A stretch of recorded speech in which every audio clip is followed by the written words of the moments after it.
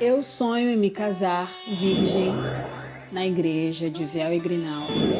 As pessoas não estão percebendo que com essa era moderna da igreja, a igreja inclusiva vai ter um papel muito importante na sociedade. E as igrejas que são consideradas até mesmo igrejas tradicionais, elas vão ficar para trás se elas também não se tornarem igrejas inclusivas. Tammy, J.A. e Lana Holder são três figuras que fazem parte aí do cenário artístico e também religioso. Eu vou trazer para você algo muito importante a respeito dessas três personalidades. Então, se você ainda não é inscrito em nosso canal, que você se inscreva, ative o sininho, coloque aí para estar recebendo todas as nossas notificações e sem muita demora, vamos lá pro vídeo.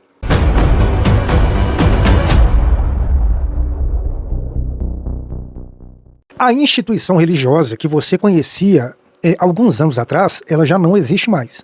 Aquela instituição que era mais altruísta, que falava mais de humildade, de simplicidade, hoje 95% ou mais das instituições religiosas é pautada mais pelo lado do marketing e o lado comercial. E por esse motivo, com o tempo, as igrejas modernas, que hoje são a maior parte das igrejas no Brasil, vão se tornar igrejas inclusivas. E quando eu digo igreja inclusiva, não é só no que diz respeito à homossexualidade, mas no que diz respeito também ao mundanismo que antes não era muito bem visto dentro das igrejas e hoje faz parte. Por exemplo, hoje um cantor sertanejo que canta sofrência, canta sobre traições, é muito normal ele ser incluído dentro da igreja evangélica e ser tratado como um cristão tradicional. E isso também vai acontecer, como já está acontecendo também em relação ao movimento LGBTQIA+. Até porque quanto mais o tempo vai passando, mais o movimento LGBTQIA+, vai aí adentrando aos poderes da sociedade no que diz respeito ao lado financeiro, poder aquisitivo, e como as igrejas modernas são hoje baseadas no lado comercial, é muito interessante para elas terem esse público LGBTQIA+, fazendo parte aí da sua membresia. A igreja inclusiva tradicional, ela já tem uma líder que é pioneira, que é a pastora Lana Holder, que há muitos anos atrás foi uma pastora de igreja tradicional do movimento pentecostal. Depois ela largou o seu marido para poder se casar com uma mulher. Junto elas abriram uma igreja que é uma igreja inclusiva. E a pregação dela não difere de forma nenhuma da pregação das igrejas tradicionais, como nesse vídeo que você vai ver agora. Confere comigo. Não, nós nos conhecemos numa igreja onde ela era cantora, ali na cidade de Boston, Massachusetts, nos Estados Unidos. Ela nasceu no Evangelho, eu já me converti ao Evangelho aos 21 anos de idade. Inclusive, a minha história ela veio desde então sendo marcada por essa questão voltada à homossexualidade, à tentativa de mudança, às questões que a própria igreja ela traz como libertação, restauração, transformação. Então, a gente vem de uma história bem baseada nesse contexto da atualidade. E como é que surgiu, Ana, a ideia de vocês saírem da igreja que vocês frequentavam e montarem a própria igreja? Vocês sentiam preconceito dentro da igreja? Vocês achavam que não eram aceitas? O que fez com que vocês resolvessem abrir esse espaço para as pessoas que têm uma outra opção sexual? Na realidade, nós percebíamos que dentro da igreja, para que nós nos encaixássemos, eu como pregadora e ela como cantora, nós deveríamos afirmar que nós havíamos mudado a nossa orientação sexual. Ou seja, nós teríamos que professar algo que na realidade não estava acontecendo nas nossas vidas. No início do nosso programa aqui junto com vocês, vocês perguntaram há quanto tempo nós estamos juntas. Na realidade, a nossa história ela dura 9 anos. Foi desde o instante que nós nos conhecemos, mas juntas mesmo nós estamos basicamente há 4 anos, de 4 a 5 anos. E nesse período nós tentamos mudar, nós tentamos nos libertar. Eu estou usando as expressões que a igreja evangélica usa. Nós tentamos ser transformadas e quando nós percebemos que isso não iria acontecer, eu particularmente, a minha sexualidade ela vem desde a minha infância. Inclusive a minha conversão foi motivada pelo desejo de mudar a minha sexualidade. Então quando nós percebemos que nós teríamos que professar algo que não acontecia na realidade, nós vimos a necessidade de, como pastora, e ela cantora também pastora, de estarmos convidando esse público que tem a mesma história que a nossa, que tem os mesmos dilemas que nós tivemos e que muitas vezes não se acham aptos para estarem dentro da igreja, porque são muitas vezes rotulados como, discriminados, né? como pessoas endemoniadas, possessas, doentes. Então, na realidade, a gente está vindo para mostrar o contrário. Um outro lado da Bíblia que muitas pessoas desconhecem, não distorcendo, mas mostrando que o Deus que nós servimos, o Deus que nós pregamos é um Deus que não faz acepção de pessoas. Entendi. É um Deus que ama a todos, inclusive os homossexuais. Certo. E na parada agora, por exemplo, que a gente vê também que na parada envolve muita droga, aquela coisa toda. Como que vai ser pregar durante a parada gay? Como que vai ser a programação? O que vocês estão pensando em fazer? A nossa igreja, comunidade Cidade de Refúgio, nós estamos com uma programação para o início da parada, para nós fazermos a evangelização no início da parada. A questão de drogas, bebidas, a gente não pode generalizar porque a gente sabe que não são todos que estão ali. Não são todos, mas acontece, né? Propensos a isso. Mas a gente sabe que, obviamente, acontece como em qualquer manifestação pública. Exatamente, é normal, natural. Exatamente. Então, o nosso intuito é evangelizar no início da parada, quando ainda não está aquele afã de aquela muvuca toda. Exato. Então, nós temos o desejo de fazer esse evangelismo para que os gays que estiverem ali, as lésbicas, os transexuais, os travestis, eles saibam que hoje mais uma porta se abriu, porque nós somos mais uma igreja inclusiva.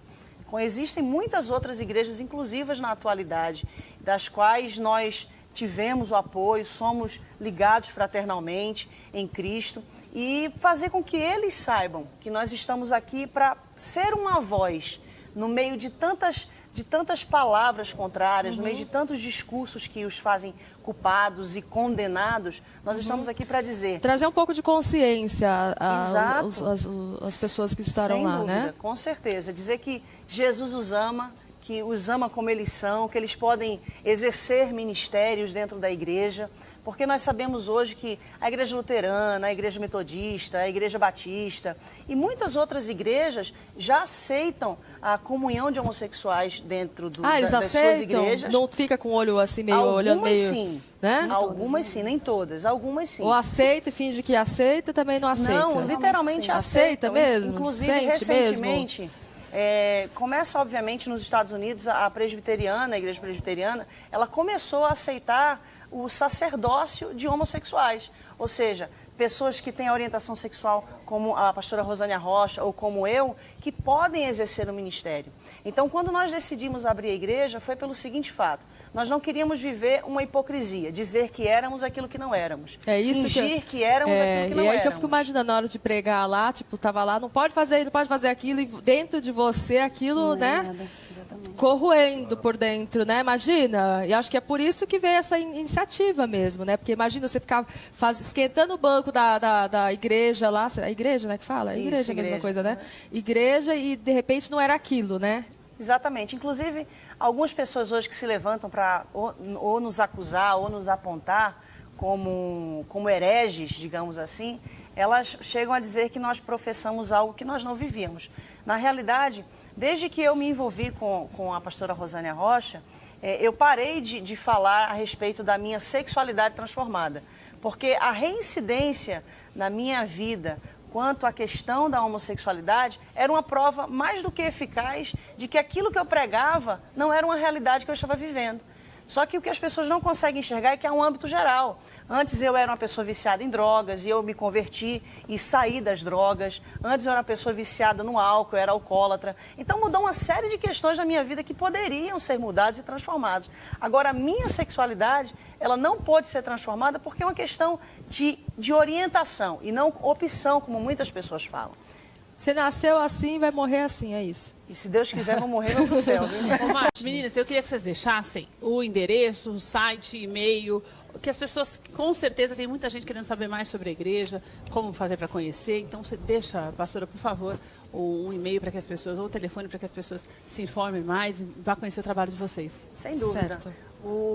A nossa igreja, a Comunidade Cidade de Refúgio, está situada na Avenida São João, número 1600, ali no centro, bem próximo ao metrô Santa Cecília.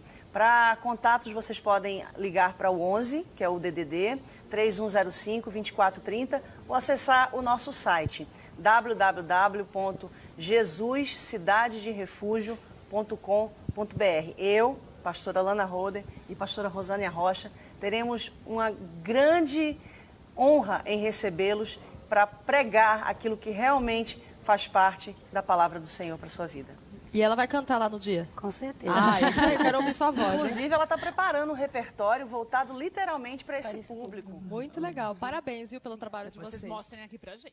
O que eu quero que você entenda é que não é simplesmente igrejas como a igreja da pastora Lana Holder, que é realmente uma igreja inclusiva, onde a sua liderança é homossexual, mas eu também falo de igrejas tradicionais, como a Igreja Batista, como a Igreja Quadrangular, como as igrejas hoje consideradas neopentecostais, que são de pastores héteros, aonde tem uma liderança hétero, mas vão incluir o movimento LGBTQIA+, e também incluir pessoas que são consideradas pessoas mundanas, que não têm a intenção de mudar de vida, ou seja, elas querem caminhar tanto lá no mundo quanto dentro da igreja, mas vão ter aí a liberdade de poder cultuar, de poder serem membros, e vez outra vão estar nos altares, cantando, louvando, e até mesmo participando dos ritos do culto como qualquer outra pessoa. Hoje, a própria Tami Miranda, apesar de ser um homem trans, ela se considera cristã, se considera temente a Deus, tem uma família, entre aspas, tradicional, porque na visão dela ela é homem, tem uma mulher em casa, que é a sua esposa, o seu filho. Tami hoje é uma parlamentar e fala de Deus, dá o seu testemunho, às vezes prega, como qualquer outra pessoa que faz parte do movimento gospel. Inclusive, nesse vídeo que você vai ver agora, você vai ver a Tami Miranda contando um testemunho aonde Deus a surpreendeu e fez algo muito abençoador na vida dela. Confere aí comigo. Fala aí, pessoal, tudo bem? Olha só, não sei muito bem por onde começar, mas eu falei pra vocês que eu ia dividir com vocês uma experiência que eu tive com Deus, dividir com vocês um testemunho que eu vivi. Eu já vivi alguns testemunhos com Deus, principalmente depois que eu me batizei, e a minha fé em Deus sempre foi muito grande, sempre foi muito clara. Mas eu viver essa experiência mesmo, assim, sentir essa experiência é muito diferente. É muito louco, assim. Bom, eu vou começar do começo. Eu ia só fazer um vídeo e postar, contando a minha história, mas eu preferi fazer uma live, porque aí eu posso interagir com vocês ao final da live, depois que eu contar a experiência que eu vivi. Quarta-feira, agora, que passou, eu fiz uma cirurgia, passei por uma cirurgia. Nada de emergência, nada grave, uma cirurgia que já era planejada, que já estava marcada há um bom tempo, deixei para o final do ano, porque eu sabia que ia ser um momento que ia estar tudo mais calmo, mais tranquilo, já tinha encerrado a maior parte dos trabalhos intensos que a gente tinha que fazer esse ano e tal. Enfim, e aí, quarta-feira, já estava marcada a minha cirurgia há um tempo, e eu fui lá e fui fazer a minha cirurgia. Fiz a minha cirurgia na quarta, foi tudo ótimo, graças a Deus. Na quinta-feira recebi alta, vim para casa e passei bem, tá? Uma dor normal de cirurgia. Na sexta-feira também, passei bem o dia todo, dor normal de cirurgia também, de repouso.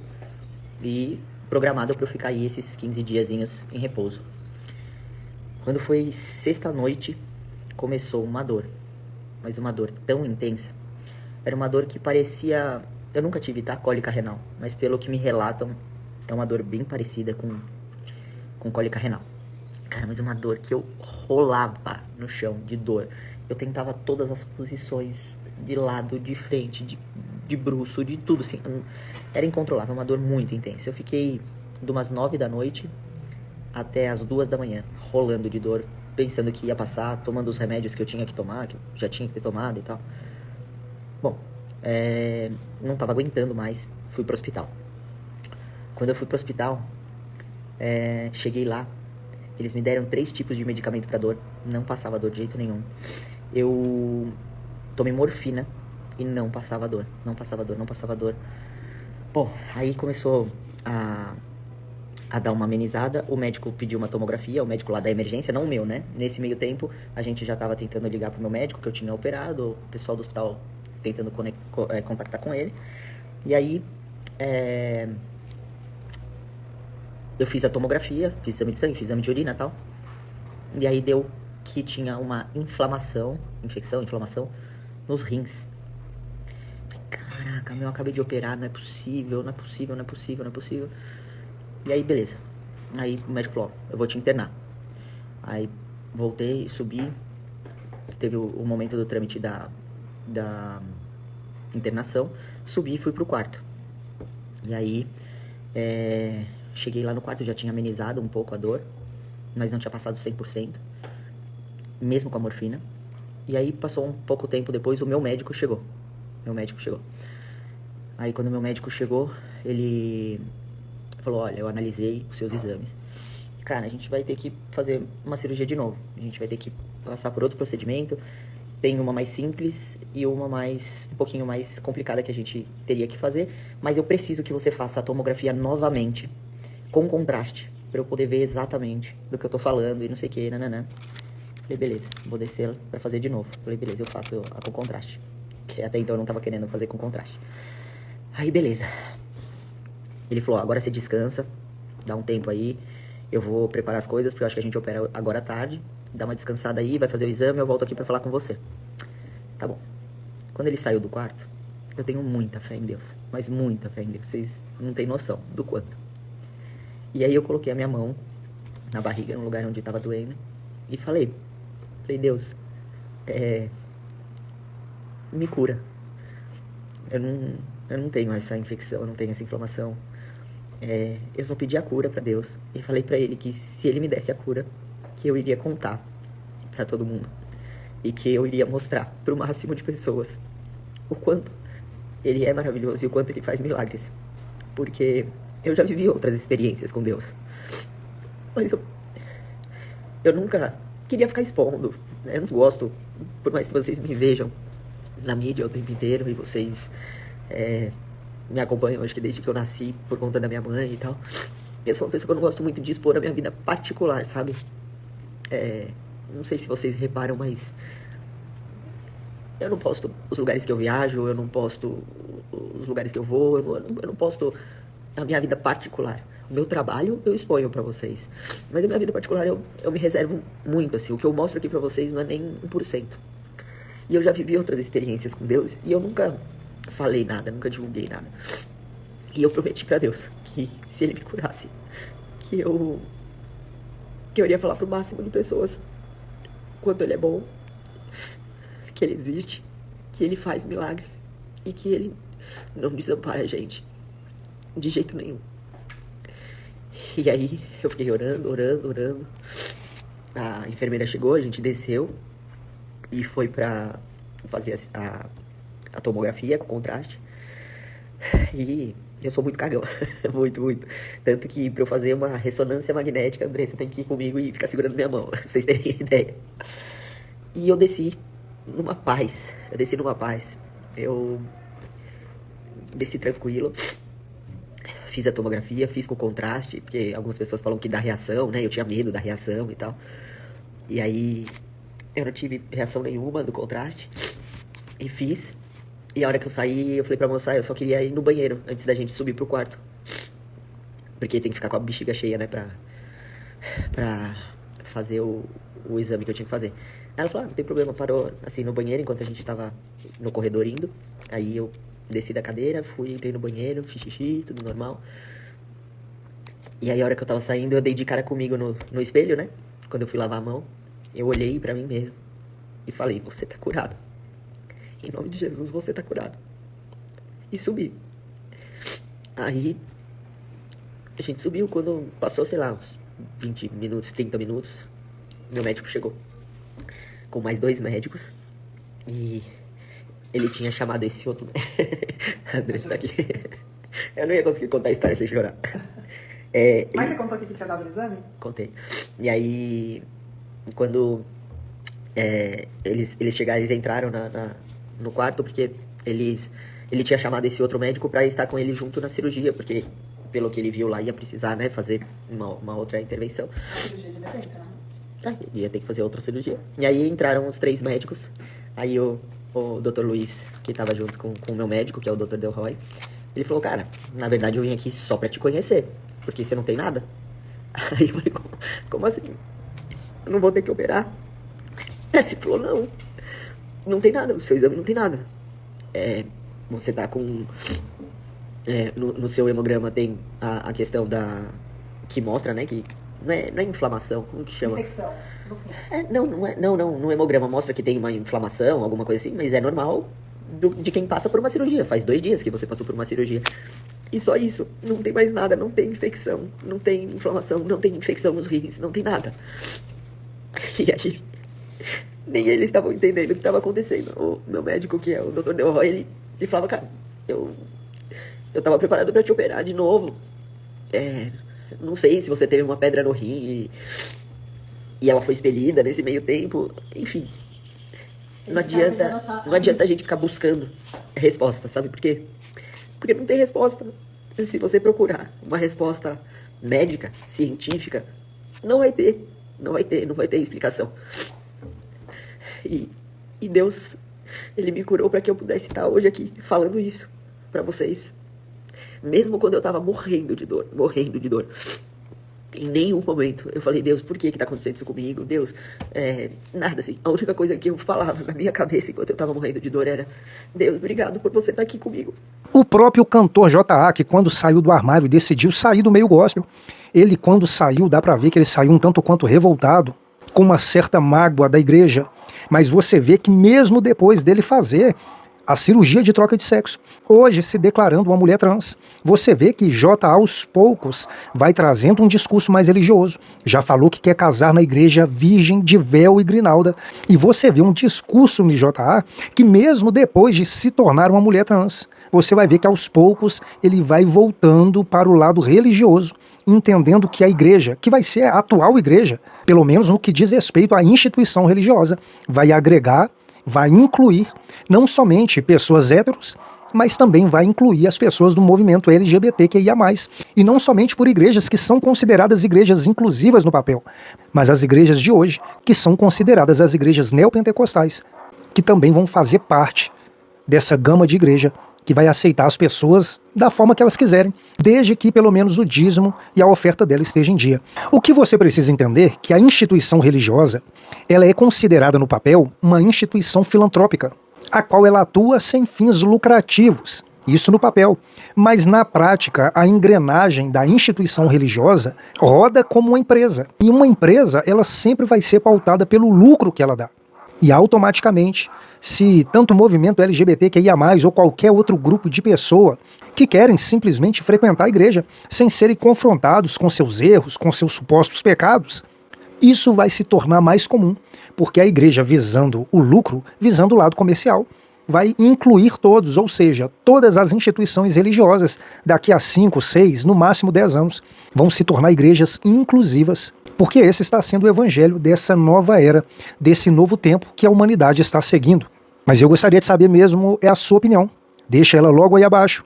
Se inscreva em nosso canal, ative o sininho e coloque para estar recebendo todas as nossas notificações. Esse é o canal O Beto Dias. Estou te esperando aqui no próximo vídeo.